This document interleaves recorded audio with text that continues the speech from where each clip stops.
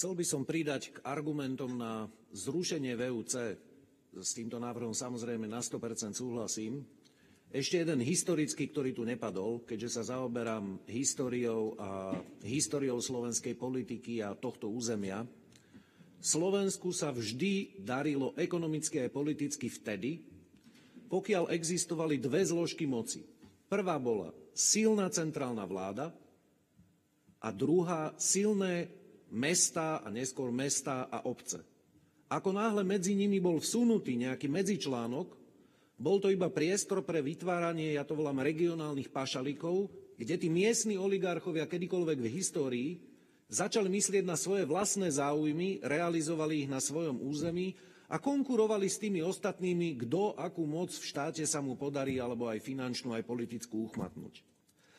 Máme 3 zlaté obdobia. Poprvé vláda Karola z Anžu, Karola Roberta z Anžu, to bolo 14. storočie, potom vláda Mateja Korvína v 15. storočí, vláda Márie Terezie v 18. storočí. Ako náhle boli príliš silní tie regionálne pašaliky, ten medzičlánok, tak prichádzalo k úplným katastrofám.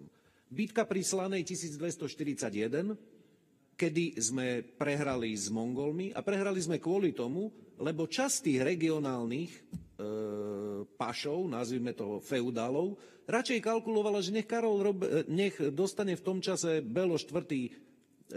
Po nose a my potom budeme mať silnejšiu moc.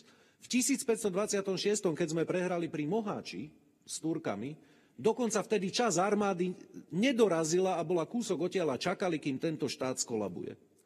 Ako náhle tu bol ten medzičlánok, vždy to išlo do kýbla. Podporujem, aby sme to zrušili, nemá to žiadny zmysel, bude sa nám žiť lepšie.